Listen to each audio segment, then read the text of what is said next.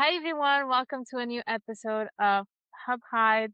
I don't know what the episode is with the number, but do you have any idea? Oh I don't no, know, maybe 20 or something? 20?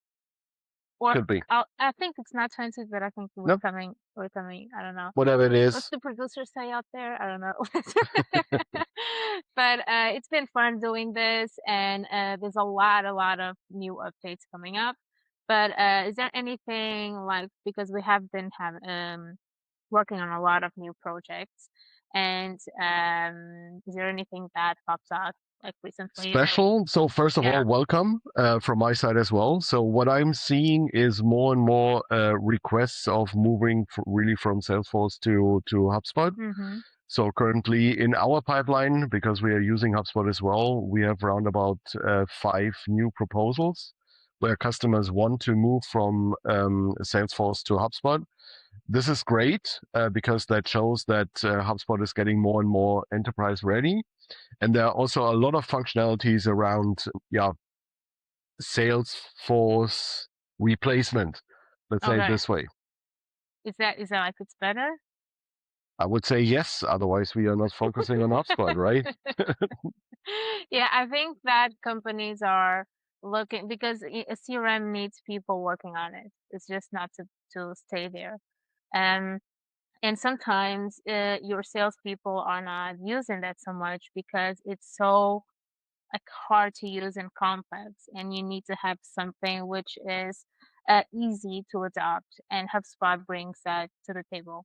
Yeah, absolutely. Apart from all the other functionalities that has out of the box that sometimes in Salesforce you have to develop further. Yeah, that's true. Yeah. One of those features could be something that I've been using a lot for a customer, which is marketing events. And marketing events is works kind of as it was an object inside HubSpot. It's its own tool, like a lead scoring has its own place inside the CRM. But I really recommend everyone every time you have an event to create an event in HubSpot, and it doesn't matter if it's a webinar, so a digital event or a virtual event, or if it's an external event or an in-person event. So when you have a webinar, you have an app integrated Hmm. that you use to run webinars. So that can be like GoToWebinar or Contrast or even Teams or Zoom, right? So those that I just mentioned, actually, I think Eventbrite is also doing the same. Hmm.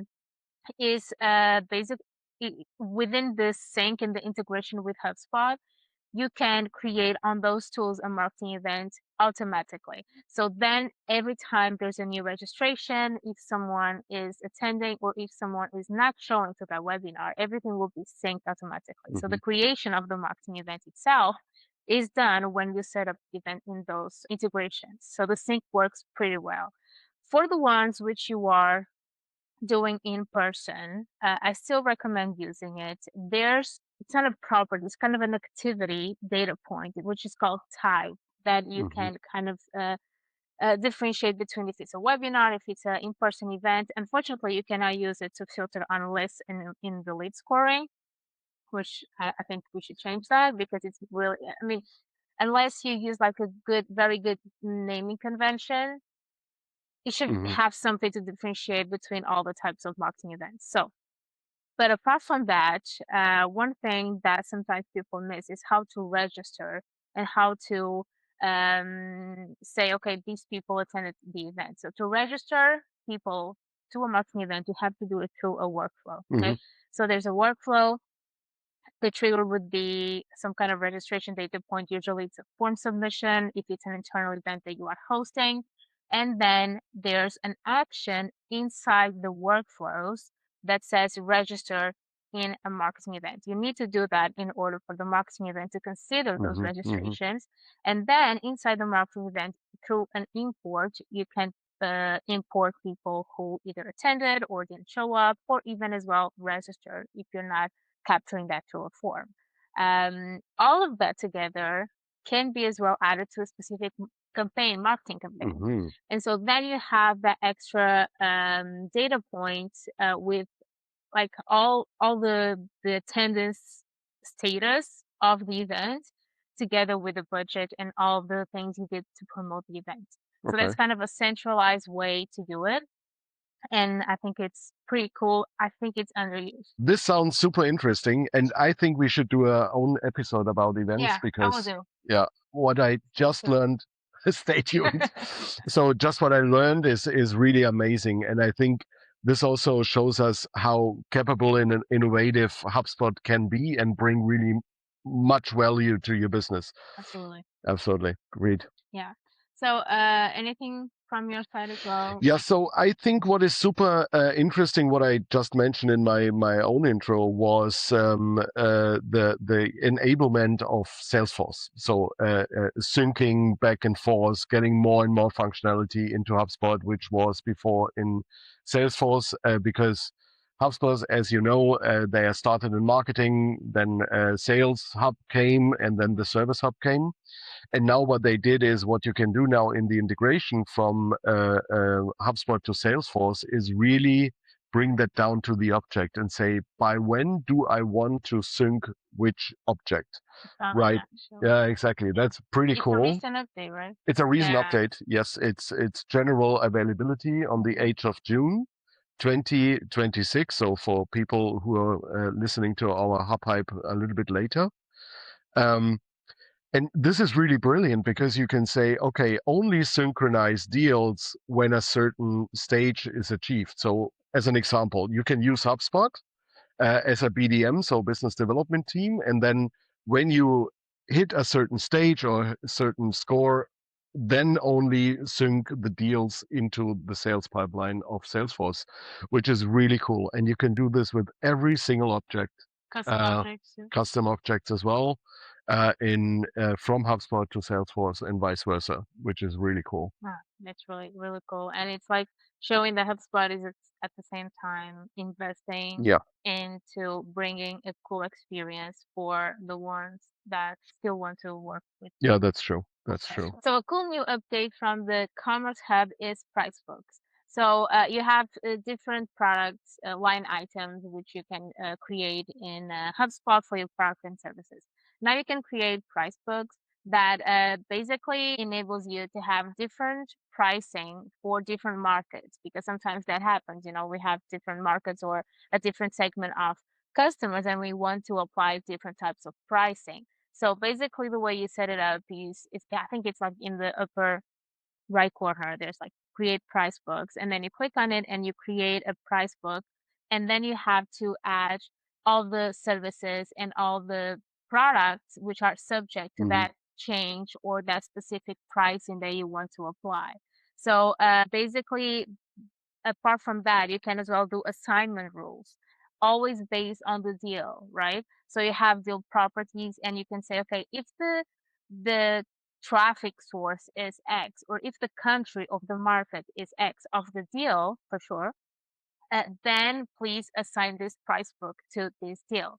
And this enables like the sales rep to be much more productive Hmm. and have that type of information at the palm of their hands without actually having to look for it. So Yeah. it's enablement, by the way. I had this also on my list. So price books, I think that's a big, big change, and that's also going in the direction of replacing Salesforce Hmm. through HubSpot, because I think that was a very important functionality which was missing Okay. at the moment, and this is coming out now. Just imagine the complexity of having prices in different countries, in different regions, maybe for your tier one customers, tier two customers, etc. So this is really something which is easy to handle and really cool. Yeah, Yeah, absolutely. top, top. Any more cool updates? Yeah, many. Maybe one thing. So one is the marketing attribution trends. So it's in private beta at the moment. Okay. So currently, what you can see is really on the point if there was a contribution from a campaign to your deals or to your revenue attribution, so to say. Ah, okay. And what you can see now is which channel is attributed in performing better in influencing your deals. So what it Yeah. does is it makes a snapshot, so to say, and shows you really a trend line. So if you say one channel was LinkedIn, this is maybe going down, but then the ads are going up, this is exactly what they want to show. I think that was a very missing piece because you always had to do your own snapshots, you have to do your own data, etc. And this is in private beta. So if I would be you, I would subscribe for that one.